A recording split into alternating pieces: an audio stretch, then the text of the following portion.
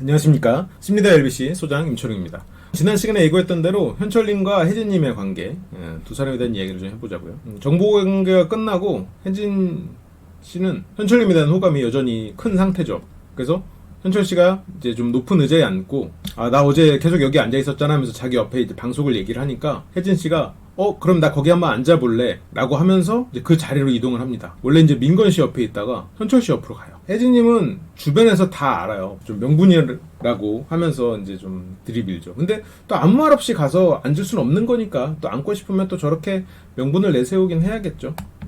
근데 이제 너무 그 사람의 내면이 보이는 그런 말들이다 보니까 뭐 좋게 말하면 귀여워 보일 수는 있겠죠. 그래서 그 자리에 앉아서 얘기를 합니다. 그런데 여기 되게 어색하다. 계속 저기 앉아 있어서, 그러니까 민건 씨 옆자리에 이 풍경이 굉장히 어색해. 민건 씨가 말합니다. 내가 그렇게 어색해? 근데 여기서 이제 민건 씨가 맥락을 조금 못 짚은 거잖아요. 자기 자신을 어색하다고 말한 게 아니잖아요. 그런데 실은 민건 씨가 혜진 씨가 어색해서 갔다는 걸 알고 있습니다. 물론 뭐 현철 씨가 관심에서 간지까지는 모를 수도 있겠죠. 그런데 이제 뒤에 보면 어느 정도는 감을 잡고 있는 것 같더라고요. 그래서 내가 어색해? 라는 말을 하는 거죠. 그리고 민건 씨가 멍청한 사람은 아니잖아요. 똑똑한 사람이에요. 대화에서 필터가 좀 약한 사람인 거지. 그래서 어쨌건 상황 파악은 제대로 하고 있는 거죠. 근데 혜진 씨가 아니 이 풍경이 라고 하면서 이 풍경이 그렇다. 현철님이 이제 물어봅니다. 민건 너 오늘 뭐 하고 왔냐고. 네, 이제 오늘 진짜 아니야. 그러면서 민건 씨 편에서 다뤄드렸던 여러 가지 말실수들, 그런 것들이 기억에 나면서 나 오늘 진짜 아니야. 여러 가지 실수를 많이 했어라는 얘기죠. 그래서 이제 혜진 씨가 얘기를 합니다. 민건 씨가 쥐띠고 다 말띠잖아요. 근데 쥐띠랑 말띠는 안 맞는데 이러면서 말띠랑 최악이지 뭐 이런 얘기를 하거든요. 근데 약간 좀 비겁한 얘기죠. 이건 혜진 씨가 이걸 가지고 얘기할 서는 안 되는 말이죠. 왜냐면 저 띠 얘기는 전 남편의 띠 얘기였잖아요. 그리고 민건 씨는 혜진 씨의 나이를 몰랐기 때문에 그걸 그냥 띠 얘기를 한 것뿐이고, 물론 센스 있는 말은 아니었지. 근데 저 말의 시작은 혜진 씨가 한 거였단 말이죠. 혜진 씨가 뭐 굳이 저거를 가지고 말을 한다고 그러면 혜진 씨가 잘못인데, 이렇게 사람들 다 있는 데서 민건 씨가 마치 저 말을 툭 꺼낸 것처럼 이렇게 돼버리니까, 그렇지 않아도 이제 민건 씨의 어떠한 이미지가 저 말로 더 센스 없고 실수한 사람으로. 근데 또 민건 씨가 거기에 대해서 뭐 별다른 변명을 안 합니다. 그냥 내가 최악이지 이러고 맙니다. 그런 거 보면 민건 씨가 막 속이 얕거나 기회주의적이고 막 그런 사람은 아니죠. 사람 자체는 진지하고 좋은 사람인데 이 말의 필터가 좀 지난번에도 말한 것처럼 그게 좀 아쉬운 거지. 어쨌건 점수님 민건 씨가 물어봅니다. 데이트하기 전이랑 마음이 변화가 있냐? 초기화됐다. 한정민 씨가 유행시킨 단어죠. 초기화. 근데 둘의 술자리가 길어지면서 조금 깊은 얘기를 합니다. 민건 씨는 더 이상 이제 이 이혼의 상처에서 벗어날 수가 없을 것 같다. 혜진 씨가 위로를 하죠. 혜진 씨한테는 모성, 엄마자가 꽤 강한 사람이죠. 근데 그것보다 더 강한 게 순종적인 아이자 같아 보여요. 그래서 자신을 좀 휘어잡는, 딱 끌고 가는, 이제 그런 사람한테 끌려가는 걸 좀 선호하죠. 근데 민건 씨는 이제 그런 사람이 아니다 보니까 두 사람이 잘 안 될 가능성이 큰데, 지금 이 상황에서는 두 가지 강한 자아 중에서 두 번째로 강한 자아를 자극하고 있다 보니까 혜진 씨가 위로를 하고 따뜻한 이야기를 나누면서 가까워지는 것처럼 보입니다. 근데 이거는 실은 가까워지는 건 아니에요.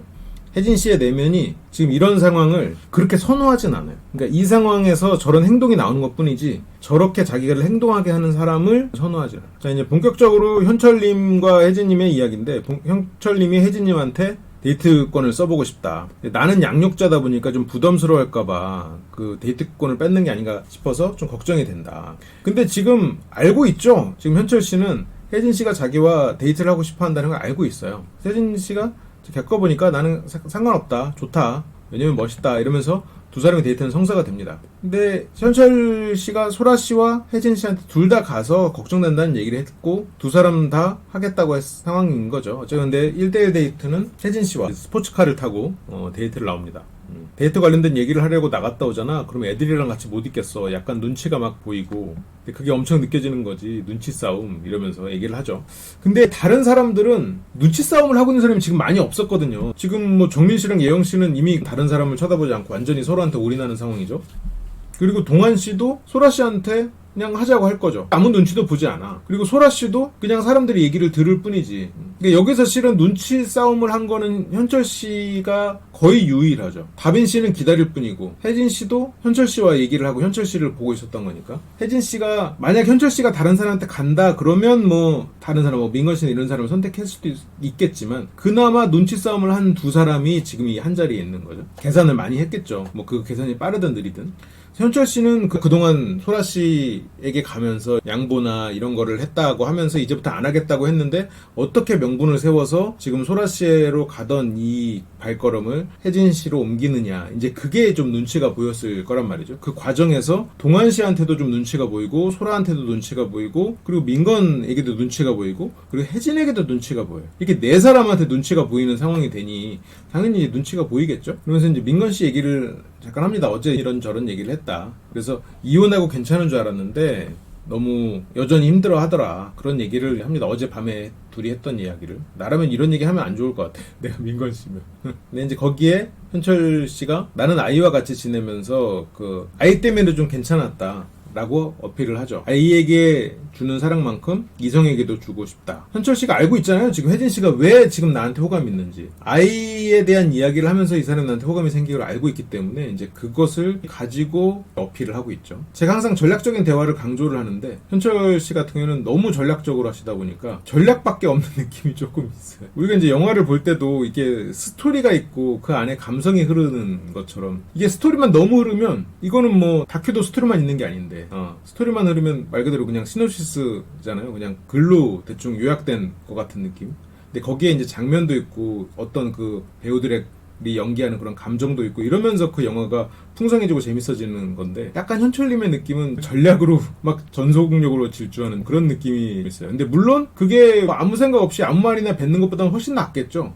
그런데 이 사람과 계속 오래 지낼 경우에 이 사람의 진실성에 대해서 좀 걱정해 볼 수 있는 그런 모습일 것 같긴 합니다. 근데 그건 뭐 현철 씨가 지금 너무 조급해서 그럴 수도 있겠죠. 조급하다 보니까 자기의 어떤 성향이 더 강하게 나타나는 그런 상황일 수도 있을 것 같아요. 그래서 현철 씨는 아이를 통한 어필을 했습니다. 그리고 뭐 혜진 씨와 현철 씨가 지금 굉장히 마음에 드는 상황이니까 뭐 이런 길을 단둘이 가면 어떤 감정도 생기겠다. 잘생겨 보인다. 이런 어필을 합니다. 그리고 이거는 앞에서 등장을 안 했던 얘기인데 혜진 씨가 현철 씨한테 마음을 전하기 위해서 쪽지를 썼었대요. 그래서 쪽지를 우체통에 넣었었는데 그날 밤에 소라씨 나랑 이야기 좀 할래요? 하면서 소라씨를 불러가지고 1대1 얘기를 했단 말이에요. 그랬고 그 쪽지를 다시 수거한 거죠. 그래서 그 얘기를 이제 혜진씨가 한 거예요. 이 이야기를 하는 이유는 나는 당신한테 원래 마음이 있었다라는 이야기지만 현철씨가 듣기에는 약간 소라씨한테 마음이 있었던 거 아니냐, 소라씨한테 가놓고 나한테 온 거냐, 약간 이런 느낌으로 핀잔으로 들었을 수도 있을 것 같아요. 이제 그래서 그거에 대한 좀 해명을 하고 있는 시작하는 상황입니다. 그때 문 앞에서 혜진아 잠깐 나와볼래? 소라야 잠깐 나와볼래? 이걸 웅얼웅얼 연습하다가 그래서 먼저 말이 나온 사람, 먼저 이름이 나온 사람한테 말을 걸어야겠다라고 했대요. 이게 이 분위기와 좋아하는 사람이니까 듣기에 괜찮았을 수는 있겠는데 그냥 우리가 제3자 입장에서 들으면 이상한 말 아닌가? 라는 느낌이 들죠. 그 누구랑 만나서 데이트를 할지 예를 들어서 너랑도 데이트를 하고 싶었지만 그 당시에는 소라씨가 좀 더 알아가고 싶었고 그리고 너는 민건 씨와 관계가 좀 많이 진전된 것 같아서 나는 그날 소라 씨를 불러서 이야기했어. 그냥 이렇게 얘기도 되잖아요. 그냥 근데 그날 데이트를 하고 끝나고 와서 얘기를 들어보니까 너와 민건 씨의 관계가 그렇게 진전된 것 같지 않고 네가 민건 씨를 좋아하는 것 같지 않아서 나한테도 기회가 있지 않을까라는 생각이 들더라. 뭐 그냥 그 정도로 말하는 게 낫지 않았을까 싶은데 약간 너무 급조된 공색한 변명처럼 들리죠. 그리고 만약 저게 사실이라면 거의 저건 뭐 동전 던지기 수준보다 못한 그 고르기잖아요. 이 사람이 그동안 진중했던 모습은 다 어디 간 거지? 라는 느낌이 들 수 있죠. 근데 지금 현철 씨는 상대에게 맞춤형 멘트를 하려고 하고 있는 게 아닌가 뭐 그런 생각이 좀 듭니다. 그러면서 계속 설명을 합니다. 이제 하루 먼저 데이트했다고 이 사람이 1순위고 2순위고 이게 아닌데 이러면서. 근데 혜진 씨도 약간 그걸 원해요. 그러니까 여러 사람하고 데이트를 하면서도 상대는 나밖에 없기를 바라는 마음이 또 혜진 씨는 있거든요. 이제 그러다 보니까 자꾸 뭔가 상대에게 그걸 확인하려 드는 마음이 있는데 이거는 뭐 지금 소개팅이나 썸을 타거나 연인 그런 상황이 아니란 말이죠. 그냥 연애 프로에서 서로가 알아가는 단계예요. 물론 그 사이에는 관계가 깊어질 수도 있고 아니면 좀 멀 수도 있는데 자신을 어떻게 평가하는지를 내려놓고 그냥 거기에 일원으로 참가를 하면 상대들도 조금 더 솔직해질 수 있지 않을까 생각은 들어요. 근데 혜진 씨가 상대를 솔직하게 해줄 수 있는 그런 마음가짐이라고 해서 현철 씨가 솔직했을 거라고 생각은 들진 않지만 어쩌면 그런 면에서 두 사람의 데이트는 상당히 잘 맞는 면이 있죠. 현철 씨는 어느 정도 가부장적인 성향이 있는 사람이고 혜진 씨는 약간 끌려가길 원하는 사람이고 순간순간 자기를 납득시켜주는 그리고 자기밖에 없다는 그런 해명을 또 듣고 싶어하는 사람이고, 또 현철 씨는 또 그걸 잘하는 사람이니까 그런 면에서는 잘 맞죠. 근데 이게 두 사람이 장기적인 관계를 만드는 데 있어서는 어떠냐라고 물어보면 그렇다라고 말할 수는 없죠. 두 사람이 어떻게 될지 모르니까 내가 막 쫓으면 안 되잖아. 근데 실은 이 데이트를 보고 다음 화에 보통 이 마지막 데이트 했으면 마지막 선택할 것 같잖아요. 근데 왠지 이 두 사람은 안 할 수도 있겠다는 생각이 들더라고요. 혜진 씨의 마음이 변할 것 같지는 않은데 현철 씨의 마음은 변할 여지가 있을 수도 있겠다는 생각이 좀 들어서 두 분의 데이트를 그걸 보고 다뤄야 되는 게 아닌가 생각도 조금 했었거든요. 근데 그때 되면 또 다루면 되니까. 지금 혜진이랑 하고 싶은 말이 많아. 상대 이름 불러가면서 계속 이렇게 말하는 게 조금 나만 오그라드나? 어떻게 보면 혜진이랑 여기 와서 그런 감정이 막 느껴지니까 어떻게 보면 혜진이랑 인연이 되려고 그런 게 아닐까? 이제 이런 말을 하거든요. 이게 이 짧은 문장에서 혜진이란 단어가 3번이나 등장하네요. 근데 이 말을 하면서 현철 씨도 약간 민망한지, 예를 들어 한정민 씨 같은 경우 원래 입을 많이 만지니까 그 기준점에 있어서 크게 벗어나지 않거든요. 그리고 약간 민망하거나 그럴 때 입술을 만지는데, 현철 씨 같은 경우는 저 말이 조금 오바스럽다고 스스로 좀 느끼고 있는 게 아닌가 싶은 생각이 있어요. 그래서 저렇게 혀를 뭐 날름한다거나 이제 그런 게 약간 이 사람도 말하면서 자기의 무의식이 저 말을 좀 너무 오바스러운데 그런 느낌을 갖고 있는 게 아닌가. 뭐 거짓말까지는 아니겠죠. 저런 마음이 일부 있겠죠. 그러니까 여러 마음 중에서 한 마음을 꺼내서 얘기를 하고 있겠지. 근데 이제 그 다른 마음들이 저렇게 메롱해라라고 시켰겠죠. 어쨌건 다행이다라고 하면서 두 사람은 데이트를 해요. 근데 진짜 되게 데이트를 하고 싶었다라고, 엄청 하고 싶었다. 그러니까 혜진 씨가 이제 궁금해하죠. 갑자기 왜 운동 어째서 내가 그 말을 해서라고 하면서 여러 가지로 궁금해하는데, 그거에 대한 이유를 나이라고 됩니다. 자기가 이제 가장 연장자라고 드러나다 보니까 괜히 위축되고 소심해졌다라고. 근데 현철 씨 같은 경우는 원래 약간 소심한 성향이죠. 그런데 그거를 좀 남자다운 여러 가지 활동을 통해서, 그런 위치를 통해서 이겨내려고 하고, 그리고 열심히 노력하고 또 계산하고 이러면서 이제 그것을 이겨낸 사람이죠. 그리고 외향적이면서 소심한 사람일 것 같아요. 33살이라서 진짜 깜짝 놀랐어. 10살 이상 차이 났으면 좀 그렇잖아 이러면서. 그러면서 이제 약간 나이가 어려 보였다, 동안이다, 이런 것도 살짝 돌려서 칭찬을 해주고 있는 거죠. 나는 하루도 필요 없고 이렇게 1시간의 확신이 필요 없다. 이런 확신은 이제까지 누구에게도 못 느껴봐서 좀 생각이 많아졌다. 그러니까 자기는 아무도 선택을 못한 상황이었고 지금 너를 통해서 확신을 얻는다, 약간 이런 얘기를 하고 있잖아요. 그래서 최종 선택까지 남은 시간은 많지 않은 이제 그런 상황이 됐죠. 이게 근데 도신글즈가 너무 좀 짧다고 해야 되나? 숙소 안에서의 생활이 약간 MT처럼 다 같이 어울리는 이제 그런 느낌으로만 많이 시간이 흐르니까, 그런 사랑의 감정에 가까운 진지한 발전, 감정적 발전이 이루어지기가 좀 어려운 게 아닌가? 스스로 자꾸 사랑해야 돼라고 최면을 걸지 않으면 저기에서 누군가를 정말로 사랑하기까지가 참 어렵겠다라는 생각이 좀 들더라고요. 왜냐면 이 사람과 1대1로 해서 하면서 이렇게 진지한 얘기를 할 수 있는 시간이 많지가 않으니까. 그래서 현철님의 마음도 어느 정도 이해를 합니다. 저런 조급함도 이해하고. 처음에는 마음에 드는 사람이 없으면 그냥 혼자 돌아가야겠다 이런 생각을 했는데 아무도 선택하지 않고, 근데 마음에 드는 사람이 생기니까 더 욕심이 생긴다 이러면서 계속해서 어필을 하고 있습니다. 저렇게 어필에 집중을 하고 있죠. 상대가 저 말을 당연히 듣기 좋아할 거라고 생각을 하고. 근데 혜진 씨는 저 말을 듣기 좋아하는 건 사실이죠. 혜진 씨는 마음이 굉장히 크게 가 있는 상태니까. 혜진 씨가 묻습니다. 이건 변해진 공식 질문인가 봐요. 그러면 첫인상은 누구라고 했어요? 라고. 궁금할 수는 있겠죠. 근데 나라면 안 물어볼 것 같아. 나라면 굳이 저거를 왜 물어보나 싶은 생각이 좀 있고, 만약 내가 물어봤으면 그 답에 조금 더 쿨하게 반응을 할 필요는 있을 것 같아요. 예영이. 공식 질문에 공식 답변이 나오는 것 같죠? 나는 예영이.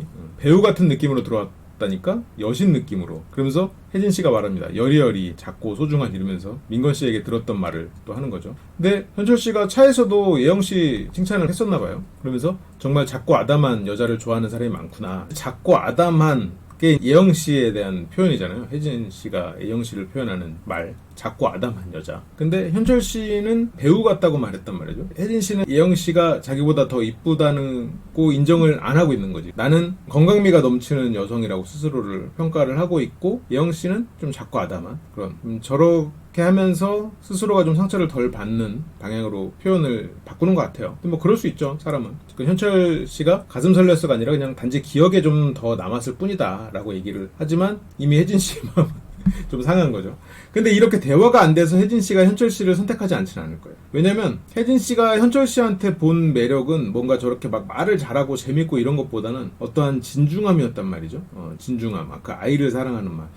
그런 게 이렇게 해서 바뀌진 않을 텐데 그거는 좀 지켜봐야죠 다음 주. 왜냐면 지금 이제 와서 혜진 씨한테 대안은 없어. 그리고 혜진 씨가 선택을 안 할 것 같지도 않고. 이거는 뭐 현철 씨가 실수라고 하면 실수인데, 그러니까 앞에 있는 사람이 혜진 씨기 때문에 실수라면 실수인 거죠. 근데 저거를 막 쿨하게 이렇게 받아들일 수도 있겠죠. 그냥 오히려 아이고 여신이라고 말해서 뭐 놀리면서 여신이 뭘 그런 게 여신으로 봐 이러면서 막 오바하네 이러면서 놀릴 수 있는 사람도 있을 거고. 그래서 저 말을 누군가는 그냥 농담처럼 받았겠지만 혜진 씨는 저 말에 또 상처를 받는 사람이니까. 근데 저렇게 상처를 받는 사람이면 저 말을 안 물어봤으면 더 좋았을 텐데 그게 좀 아쉬움이 있죠. 어쨌건 두 사람의 데이트는 이렇게 마무리가 됩니다.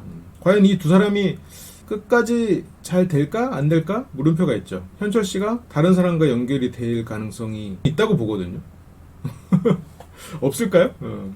다음 주가 돼보면 알겠죠. 그냥 이 두 사람이 성향이 잘 맞는 것 같으면서도 현철 씨가 계속해서 지금 계산을 머릿속으로 하고 있는 상황이기 때문에 그 계산의 결과가 어떻게 나올지 그거는 좀 지켜봐야 될 것 같아요. 현철 씨 입장에선 혜진 씨는 확실한 보험이었거든요. 뭐 식당에서 나는 당신이요 이러면서 당신과 데이트를 하고 싶었다고 이미 말로 어필을 했거든요. 현철 씨한테. 자기가 그동안 소라 씨에게 계속해서 다가갔고 그 과정에서 이제 동환 씨에게 이제는 네가 양보할 차례다 하는 식으로 얘기를 그동안 해왔던 것을 무르기 위한 가장 좋은 방법이었다고 생각을 했을 것 같긴 해요. 이걸 가지고 뭐 사랑이라고 그렇게 볼 수는 없는 거잖아요. 정말로 뭐 호감이 없지는 않았겠지만 막 호감이 그렇게 많았을까 싶은 생각이 좀 드는 면이 있죠. 현철 씨의 이렇게 행동을 쭉 따라가 보면. 그래서 그런 면에서 보면 현철 씨의 지금 이 선택은 얼마든지 뒤집힐 수 있겠다라는 생각이 좀 들더라고요. 어쨌건 뭐 다음 주 보자고요. 이게 제가 돌싱글즈를 이번에 처음 봐가지고 제가 이런 TV를 원래 잘 보진 않습니다.